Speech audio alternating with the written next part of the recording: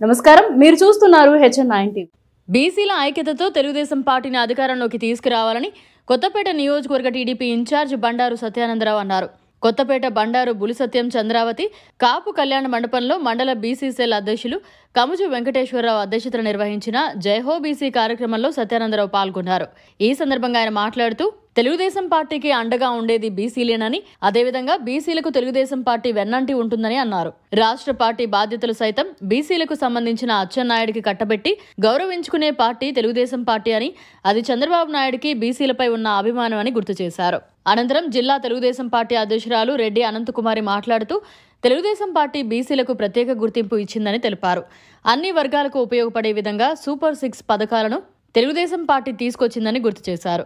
ఈ కార్యక్రమంలో రాష్ట్ర కార్యదర్శి పిచ్చెట్టి చంద్రమౌళి, జిల్లా మహిళా అధ్యక్షురాలు పిచ్చెట్టి విజయలక్ష్మి, జిల్లా బీసీసీఎల్ అధ్యక్షుడు వాడ్రేవుల వీరబాబు, రాష్ట్ర నూర్ భాషా కమిటీ కన్వీనర్ షేక్ సుబాన్, కేతా శ్రీనివాసరావు, ఎల్లమిల్లి జగన్మోహన్, కాసా విజయసాగర్, రెడ్డి రామకృష్ణ, రెడ్డి తాతాజీ, మిద్దె ఆదినారాయణ, జక్కంశెట్టి చంటి, గుత్తులు పట్టాభి రామారావు, బొంతు రాంబాబు, మస్కపల్లి త్రిమూర్తులు, వాసంశెట్టి దత్తుడు, దేవపాటి వెంకటేశ్వరరావు, తెలుగుదేశం పార్టీ నాయకులు, మహిళలు పాల్గొన్నారు. కొత్తపేటలో జయహో బీసీ ఈనాడు సభ నిర్వహించడం జరిగింది. ఈనాడు ఈ సభలో కొత్తపేట మండల బీసీ వర్గాలు సోదరీమణులందరూ కూడా కదం తొక్కుతూ ఉత్సాహంతో రేపు రాబోయే ఎన్నికల్లో తెలుగుదేశం పార్టీ విజయానికి కంకణబద్దులై కృషి చేస్తామని ప్రతిజ్ఞ చేస్తూ ముందుకు కదులుతూ ఉన్నారు. ఆనాడు ఎన్టీ రామారావు గారు తెలుగుదేశం పిలుస్తుంది రా కదలిరా అని బీసీ వర్గాలని ఆనాడు పిలిస్తే, ఆనాడు తెలుగుదేశం పార్టీ విజయానికి బీసీ వర్గాలు వెన్నుదనిగా నిలిచాయి. మరలా ఈనాడు చంద్రబాబు నాయుడు గారు రా కదిలిరా అంటే జయహో బీసీ అంటూ బీసీ వర్గాల వారు ఈనాడు తెలుగుదేశం పార్టీని రేపు తిరిగి అధికారంలో తేవడానికి ముందుకి కదులుతూ ఉన్నారు. రేపు తెలుగుదేశం పార్టీకి పునాదులైన బీసీ వర్గాలే రేపు తెలుగుదేశం పార్టీని అధికారంలోకి తీసుకురాబోతూ ఉన్నారనేది నేను ఈ సందర్భంగా తెలియజేస్తా ఉన్నాను. స్వాతంత్రం వచ్చిన తర్వాత బీసీలకు గుర్తింపు ఇచ్చింది తెలుగుదేశం పార్టీ. అది ఏనాటికి కూడా బీసీ వర్గాల వారు రిజర్వేషన్లు కల్పించడం ద్వారా బీసీ వర్గాలని తెలుగుదేశం పార్టీ గుర్తించిందనే విషయాన్ని మర్చిపోవడం లేదు.